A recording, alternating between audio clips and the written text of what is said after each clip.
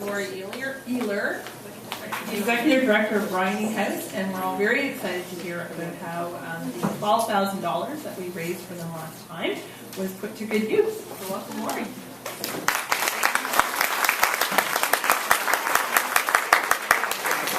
Thank you very much. First, I'd like to thank you and confirm, yes, we did receive $12,000. We anticipated about $10,000, but I think just before the meeting started, or just a few days before, we gathered some more membership. So we were very thrilled and very happy, and so I'm here to tell you a little bit about what we're doing with the money. So during the time that I presented, I talked a little bit about one of our first goals, what we want to do with the money, is develop two satellite offices outside of where our main administration office is. And to date, we've been able to open one of those offices in Spryfield in partnership with another community organization. So that work is helping us to be able to spread our wings a little bit further and connect with other valuable communities that really have women who sometimes struggle to come into the core of the city. So we've been able to work, so we go there once a week, and so the money has helped us establish that satellite apartment and have a staff member in that satellite apartment once a week.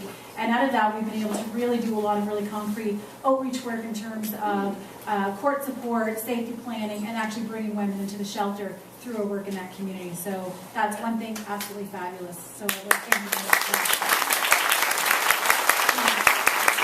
One of the things that we also talked about is that we wanted to increase the court support. For those who were here, we were able to get women who come into the shelter, they're safe, and the supportive and staff inside the shelter can help them. Women who, for whatever reason, can't get into the shelter, whether we're full or whether they have other barriers to be able to come in, they also need the support. And one of the most frightening things is when you're trying to save your family and keeping your children with you as a mom, and not wanting your partner, who's been extremely abusive both to you and your children, to have the primary care of your children. So we were able to expand our court support because that was one of the really critical pieces for moms in trying to prepare. So we're now able to spend far more time with women in pre-preparation, do a lot more safety planning, and really get documentation and lawyers on board in terms of understanding the concepts and the reality of these women before they go to court. And we're also able to physically support women in the courtroom because oftentimes women are extremely isolated from their own families when they go into court, where the partner comes in with a whole crew of people and the mom is usually the only other person in the room. So we're able to really go in with a lot of support and a lot of preparation, so they're feeling very confident about what they're doing when they go in. And we've had very, very high successes from that program, and with the increase of that time that we're able to spend with each and every woman. So that is also a huge thing that we've been able to do. We've also been able to reduce our wait times. We used to have about a 4-week wait time through a outreach program, and sometimes that's a long time for women who are really in panic and fleeing a domestic violence situation. And so we're able to actually now reduce it to a 1-week wait period. We're hoping to continue to do that, to reduce it even less, but that is far greater than we had 3 months ago when we were here, or 2.5 months ago when we were here to talk about it. One of the things we also talked about is we wanted to create or kind of develop further a transitional support program. We always help women leaving the shelter and trying to do that, but we really didn't. It was off the sides of the desk and trying to do what we could as patchwork. As a part of the money that we've received, we've been able to add time to our outreach program that allows us, we've created a formal transitional partner with Killam Properties. And since we've met last, that was one of our goals. And that just happened a month ago. And in the month, we've put 5 families into a long-term, safe, and affordable housing for the long term. And that was just 1 month since we've been able to develop that partnership. So it's really good. It's select.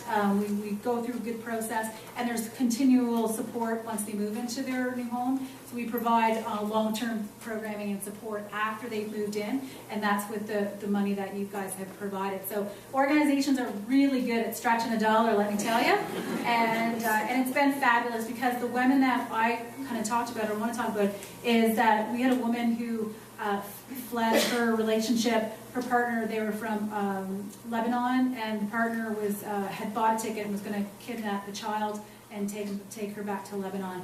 And so the woman was in our place for 5 months. We usually have 6-week stay. The woman was with us for 5 months, where we walked her through every part of her development, so she felt confident and comfortable moving into a safe place in the community. And she was actually the first person we were able to put in through the transitional program. And so she is phenomenal. She's excited and she's very happy and to have her own place. But she comes back to visit quite a bit.